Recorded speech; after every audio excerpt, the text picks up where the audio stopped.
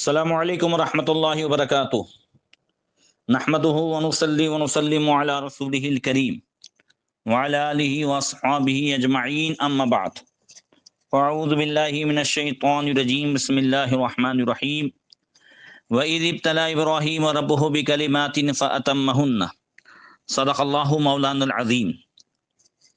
درود شریف پڑھیں، اللهم صل علی سیدنا مولانا محمد معدن الجود والکرم وآلہ وصحبہ وبارک وسلم۔ محترم سامعین، درس تفسیر میں حضرت اسماعیل اور حضرت ابراہیم علیہ نبینا علیہ الصلوۃ والتسلیم کا تذکرہ چل رہا ہے۔ آج انشاءاللہ اس کا آخری پارٹ ہے۔ پھر انشاءاللہ تعالی عید الاضحیٰ کے 3 دن کے بعد پھر درس تفسیر میں کوئی نہ کوئی انشاءاللہ ہم سلسلہ شروع کریں گے۔ عرض یہ کرنا ہے کہ حضرت ابراہیم علیہ السلام کے پورے واقعے سے ہمیں سبق بھی لینا ہے، اور یہ کہ اللہ تبارک و تعالی نے حضرت ابراہیم علیہ السلام کو جب جب آزمایا، اور آزمائش جو ہوتی ہے العطایا علی قدر البلایا، جتنی نوازشیں زیادہ ہوتی ہیں آزمائشیں بھی اتنی زیادہ ہوتی ہیں۔ اللہ کے رسول صلی اللہ علیہ وسلم ہمارے تمہارے آقا کے بعد جو ہے حضرت ابراہیم خلیل اللہ علیہ التسلیم کا جو مقام ہے، تو اللہ تبارک و تعالی نے انہیں اتنا آزمایا بھی ہے۔ اللہ پہلے پارے میں ارشاد فرماتا ہے وَإِذِ ابْتَلَىٰ إِبْرَاهِيمَ رَبُّهُ بِكَلِمَاتٍ فَأَتَمَّهُنَّ۔ یاد کرو جب ابراہیم کو اس کے رب نے چند کلمات سے، چند باتوں سے آزمایا، فَأَتَمَّهُنَّ، تو وہ کامیاب ہو گئے، انہوں نے پورا کر دکھایا۔ آزمائش خاص کر کے انسان کو جن چیزوں سے محبت ہوتی ہے،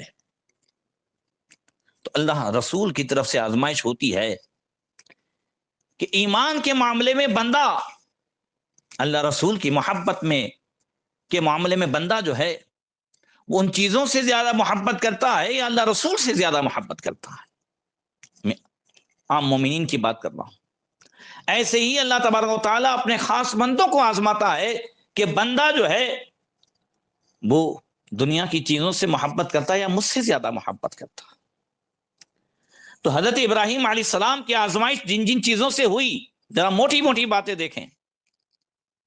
انسان کو اپنی جان سے محبت ہوتی ہے، اولاد سے محبت ہوتی ہے، وطن سے محبت ہوتی ہے، مال سے محبت ہوتی ہے۔ حضرت ابراہیم علیہ السلام کی پیدائش سے لے کر آزمائش کا سلسلہ شروع ہو جاتا ہے۔ پیدا ہوئے، ظالم بادشاہ کا خوف ہے، ماں نے ایک غار میں چھوڑ دیا ہے، یہ سب آپ سن چکے ہیں، مگر اللہ نے حفاظت فرمائی۔ اللہ آزماتا ہے مگر بندوں کی حفاظت بھی فرماتا ہے، بشرطے کہ بندہ استقامت پر رہے۔ حضرت ابراہیم علیہ السلام کی آزمائش ان کی جان کے حساب سے ہوئی۔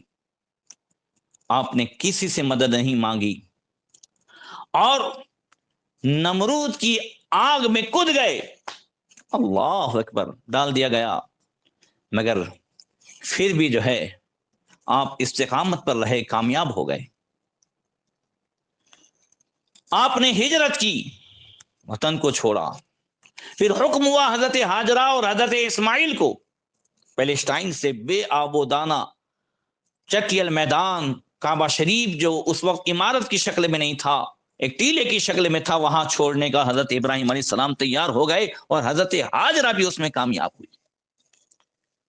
اور مال سے اللہ نے آزمایا، اولاد سے آزمایا۔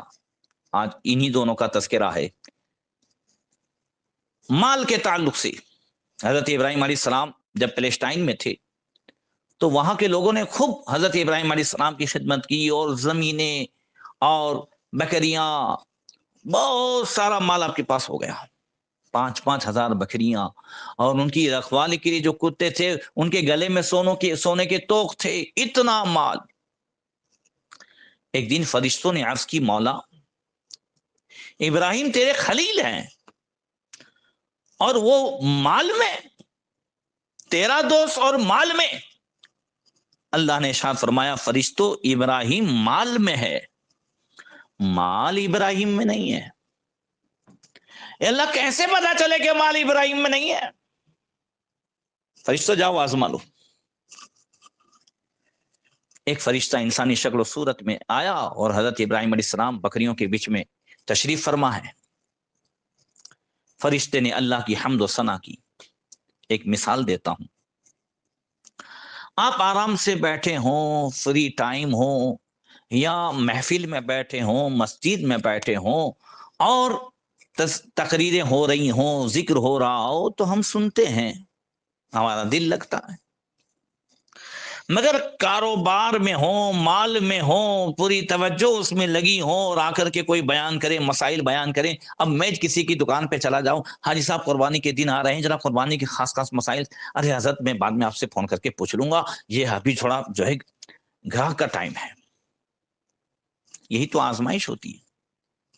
مجھ سے بہت لوگ کہتے ہیں حافظ صاحب ایسا ہے کہ جمعہ کے دن صبح سے لے کے بالکل دوپہر اذان تک ایک گراہک نہیں آتا ہے، برابر نماز کا ٹائم ہوتا ہے گراہک آ جاتا ہے۔ یہی تو آزمائش ہے۔ فَاسْعَوْا إِلَىٰ ذِكْرِ اللَّهِ وَإِذَا نُودِيَ الصَّلَاةِ إِلَى الْجُمُعَةِ فَاسْعَوْا إِلَىٰ ذِكْرِ اللَّهِ، جب جمعہ کے لیے بلایا جائے تو اللہ کے ذکر کے لیے دوڑو۔ اب آزمائش ہے، اب تم اللہ کے ذکر کی طرف جا رہے ہو یا تم اپنے کاروبار میں لگے ہوئے ہو۔ ہم رات دن ہماری بھی آزمائشیں ہوتی ہیں، اگر ہم اس کا جو ہے بلیو کریں، اس کو سوچیں، احساس کریں، ہماری بھی آزمائش ہوتی ہے۔ اب اس میں ہم کتنے کامیاب ہوتے ہیں یہی تو دیکھا جاتا ہے کہ اس کو اللہ سے، اس کے رسول سے، اس کے احکام سے کتنی محبت ہے یا دنیا سے کتنی محبت ہے، یہی تو دیکھنا۔ فرمایا مال ابراہیم میں نہیں ہے، ابراہیم مال میں ہے۔ فرشتے نے آ کر کے حمد و ثنا کی، سبحان الملک القدوس، سبحان ذی الملک والملکوت، سبحان ذی العزت والعظمت والہیبت والقدرت والکبریاء والجبروت، سبحان الملک الحی الذی لا ینام ولا یموت، سبح قدوس ربنا ورب الملائکۃ والروح۔ حضرت ابراہیم علیہ السلام نے اللہ کی حمد و ثنا سنی تو تڑپ گئے، مجد میں آ گئے۔ اے میرے رب کی حمد و ثنا سنانے والے، ایک مرتبہ اور سنا دے۔ اللہ اکبر۔ مال میں ہے حضرت ابراہیم، مال کے درمیان بیٹھے ہیں۔ آنے والے نے کہا ابراہیم ایسے ہی نہیں، فری میں نہیں سناؤں گا، کیا لوگے؟ کہا 25% بکریاں دینی پڑے گی۔ ارے لے لینا، لے لے لے لے، مگر میرے رب کا نام ایک مرتبہ اور سنا دے۔ اللہ کے رسول نے فرمایا من احب شیئا اکثر ذکرہ، جو کسی سے محبت کرتا ہے تو اس کا ذکر بھی زیادہ کرتا ہے۔ اللہ اکبر۔ اب اس نے پھر سنایا، پھر حضرت ابراہیم مجد میں آ گئے۔ جب خاموش ہوا تو پھر کہا پھر سنا دے، کہا آدھی بکریاں دینی ہوگی، کہا دے دوں گا۔ پھر وجد میں آئے، تڑپ گئے، پھر کہا اور سنا دے، کہا کل بکریاں سارا مال دینا پڑے گا، کہا سب لے لے مگر میرے رب کا نام سنا دے۔ سبحان اللہ۔ فرشتے نے کہا مولا ہم مان گئے، ہم مان گئے۔ ابراہیم تو مال میں ہے، مال ابراہیم میں نہیں ہے۔ جب مال دل میں آ جاتا ہے نا، تب شریعت کی پرواہ نہیں رہتی ہے، تب احکام خدا و رسول کی پرواہ نہیں رہتی ہے۔ اللہ اکبر۔ مال میں ہونا، دنیا میں ہونا یہ برا نہیں ہے، دنیا کا یا مال کا ہمارے اندر آ جانا برا ہے۔ کشتی کا پانی میں رہنا برا نہیں ہے، خود تیرتی ہے اوروں کو تیراتی ہے، پانی کشتی میں آ جائے تو نقصان ہے۔ بہرکیف یہ تو مال کی آزمائش ہوئی۔ وَإِذِ ابْتَلَىٰ إِبْرَاهِيمَ رَبُّهُ بِكَلِمَاتٍ فَأَتَمَّهُنَّ، یاد کرو ابراہیم کو جب اس کے رب نے آزمایا وہ کامیاب ہو گئے، اس نے پورا کر دکھایا۔ اب گزشتہ کل میں نے سنایا تھا، حکم ہوا بیٹے کی قربانی کا، حضرت اسماعیل علیہ السلام کو لے کر حضرت ابراہیم چلے۔ اور یہ بھی آپ نے سنا حضرت قتادہ کی روایت سے کہ شیطان بیچ میں آیا اور کنکریاں مارتے گئے، اسے بھگاتے گئے۔ حضرت ابراہیم علیہ السلام پہلی ہی مرتبہ شیطان کو پہچان گئے تھے اور فرمایا الیک عنی یا عدو اللہ فواللہ لامضین لامر ربی، مجھ سے دور ہو جائے اللہ کے دشمن، اللہ کی قسم میں اپنے رب کا حکم ضرور پورا کروں گا۔ اللہ اکبر۔ اور پھر شیطان بھاگ گیا۔ حضرت ابراہیم علیہ السلام حضرت اسماعیل علیہ السلام کو بٹھاتے ہیں۔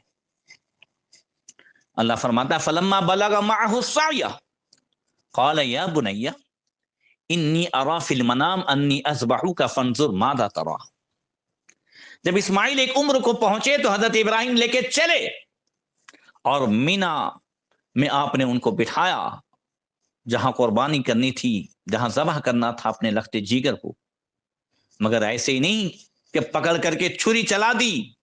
حضرت ابراہیم علیہ السلام کہتے ہیں قال یا بنی انی ارا فی المنام انی اذبحک فانظر ماذا ترى، پیارے بیٹے میں نے خواب میں دیکھا ہے کہ میں تمہیں ذبح کر رہا ہوں۔ فانظر ماذا ترى، بیٹے کیا کہتے ہو، بتاؤ کیا کہتے ہو، تمہارا کیا خیال ہے؟ اللہ اکبر۔ سوچئے، باپ بھی نبی ہے، بیٹا بھی نبی ہے۔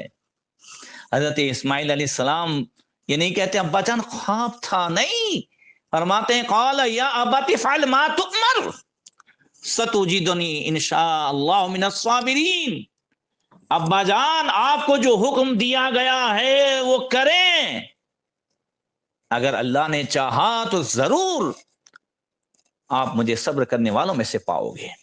سبحان اللہ۔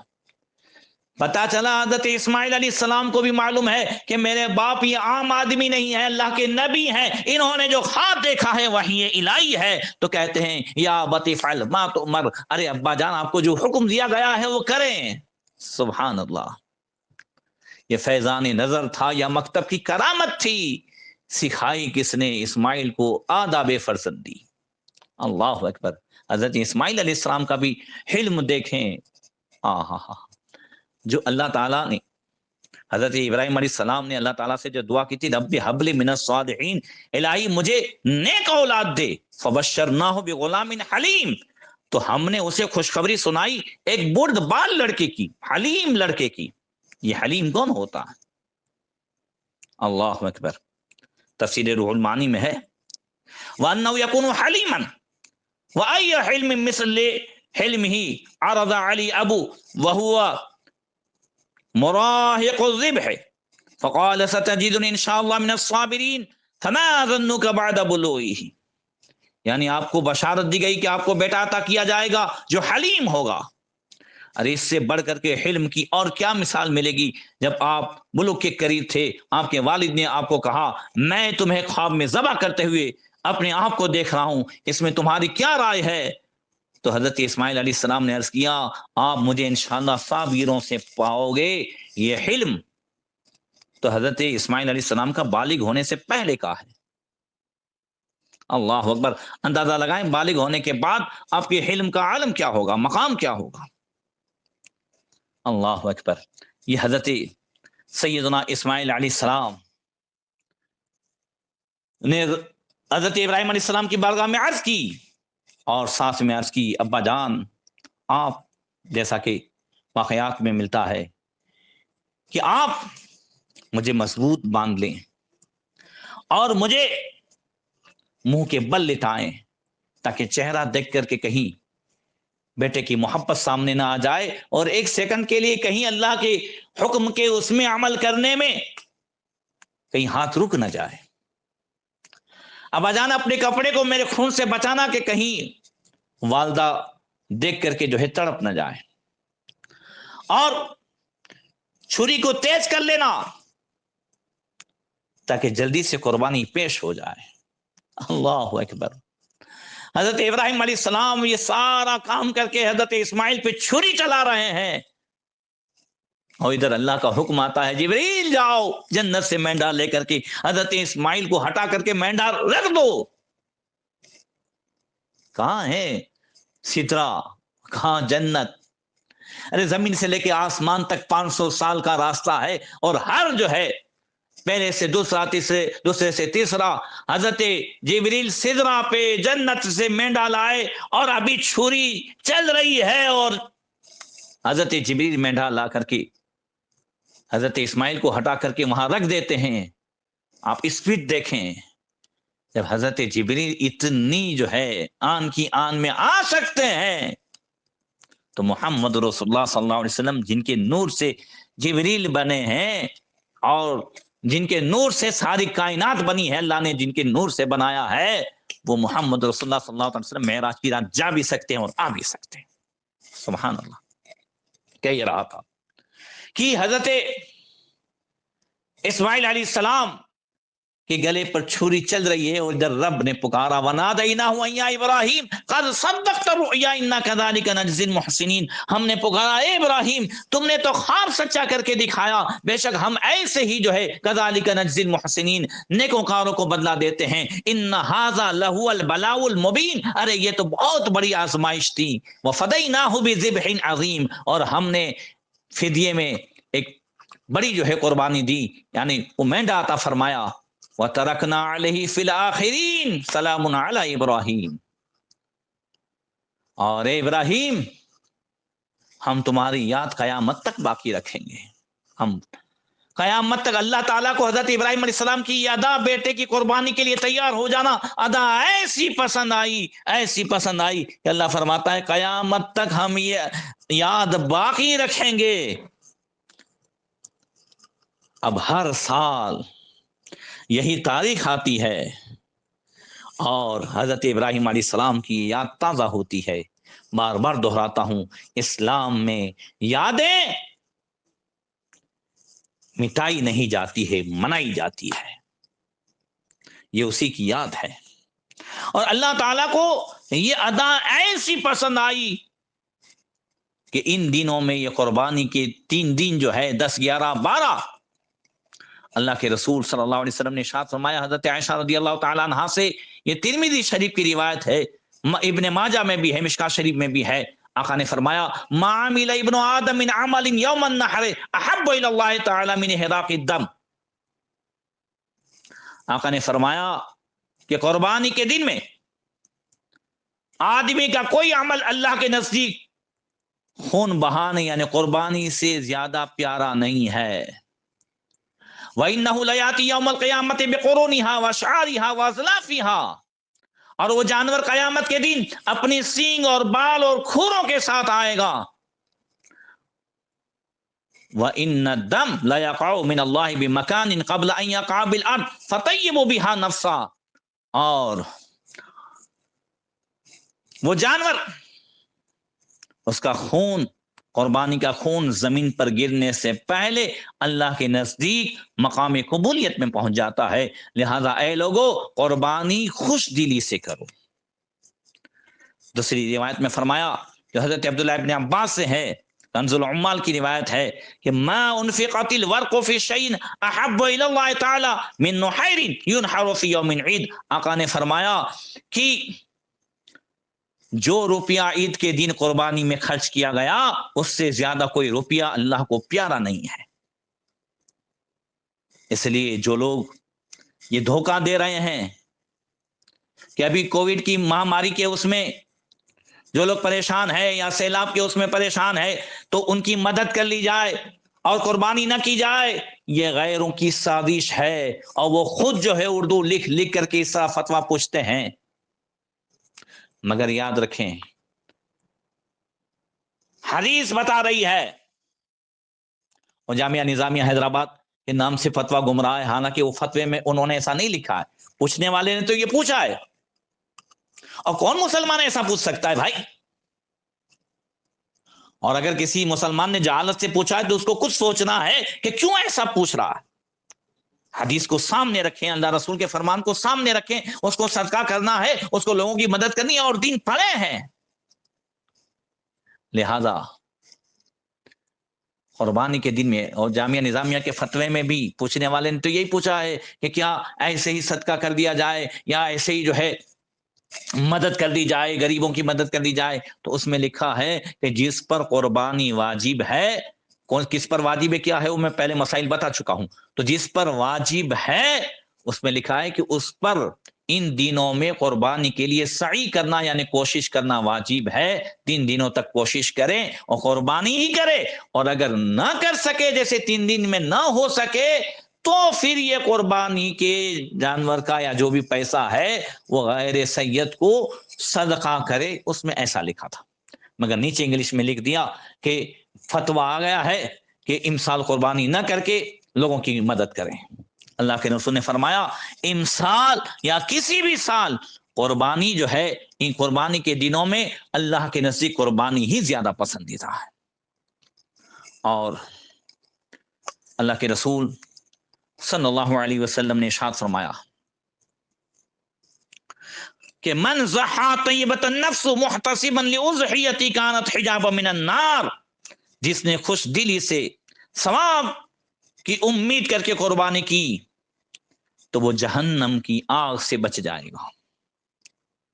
اور صحابہ کرام نے بھی, حضرت زید بن ارقم سے ہے ابن ماجہ شریف میں, صحابہ کرام نے حضور سے پوچھا ما هذه الاضاحی, یا رسول اللہ یہ قربانی کیا ہے؟ حضور نے فرمایا سنت ابیکم ابراہیم, تمہارے باپ حضرت ابراہیم کی سنت ہے. قالوا فما لنا فیها, یا رسول اللہ ہمارے لیے اس میں کیا ثواب ہے؟ آقا نے فرمایا بکل شعرۃ حسنۃ, اللہ جانور کے ہر بال کے بدلے میں ایک نیکی عطا فرمائے گا. صحابہ کرام نے کمپیئر کیا, کہتے ہیں فصوف یا رسول اللہ, یا رسول اللہ جو ہے بکرے میں بال کم ہوتے ہیں, گھیٹے میں زیادہ ہوتے ہیں, تو گھیٹے کے ہر بال کے بدلے میں, ان کے ہر بال کے بدلے میں, فرمایا بکل شعرۃ من الصوف حسنۃ, فرمایا ہاں ان کے ہر بال کے بدلے میں بھی اللہ تعالیٰ ایک ایک نیکی عطا فرمائے گا. اور ایک آخری حدیث سن لیں, اللہ کے رسول صلی اللہ علیہ وسلم نے ارشاد فرمایا امرت بیوم الاضحی عیدا جعل اللہ لہذه الامہ, اللہ تبارک و تعالیٰ نے یوم اضحیٰ کے تعلق سے مجھے حکم دیا ہے, اس دن کو اللہ تعالیٰ نے میری امت کے لیے عید بنایا ہے. یہ شخص حاضر ہوئے, عرض کی ان لم اجد الا منیحۃ انثی افوضحی بہا, یا رسول اللہ آپ ارشاد فرمائیں اگر میں پورے 1 سال کا بکرا نہ پاؤں اور 6 مہینے کی بکری کا بچہ پاؤں تو کیا میں قربانی کر سکتا ہوں؟ تو حضور نے فرمایا لا, نہیں, 6 مہینے کی جو ہے بچے کی قربانی نہیں ہو سکتی. ولیکن تاخذ من شعرک و اظفارک وتقص شاربک وتحلق عانتک فتلک تمام اضحیتک عند اللہ. فرمایا جس پر قربانی واجب نہیں ہے, تو فرمایا تم جو ہے یہ کرو کہ قربانی کے دن اپنے ناخن تراشواؤ, مونچھیں تراشواؤ اور ناپ کے نیچے کے بال منڈواؤ, اسی میں تمہاری قربانی خدا کے نزدیک پوری ہو جائے گی, یعنی تمہیں قربانی کا ثواب ملے گا. اور فرمایا بزرگوں نے کہ جس پر قربانی واجب نہ ہو, جو قربانی نہ کر سکے, تو پھر وہ قربانی کے دن قربانی کرنے والوں کی یہ نقل کر لے, یا قربانی کے بعد جیسے وہ ناخن کاٹتے ہیں وغیرہ ایسا کرے, اور گھر میں آ کر 2 رکعت نفل پڑھے, اور ہر رکعت میں الحمد کے بعد 3 مرتبہ سورہ کوثر پڑھے, تو اللہ تبارک و تعالیٰ جو ہے اسے اونٹ کی قربانی کا ثواب عطا فرمائے گا. اللہ تبارک و تعالیٰ ان تمام جو ہے عبادات سے ہم سب کو اس کے کرنے کی توفیق عطا فرمائیں, اور ان مقدس دنوں کی فیض و برکات سے مالا مال فرمائیں. السلام علیکم ورحمۃ اللہ وبرکاتہ. 3 دن درس تفسیر جو ہے وہ درس حدیث یہ سب بند رہے گا انشاءاللہ تبارک و تعالی. اب جو ہے آئندہ قربانی کے دنوں کے بعد انشاءاللہ تعالی پھر حاضری ہوگی, ملاقات ہوگی. السلام علیکم ورحمۃ اللہ وبرکاتہ.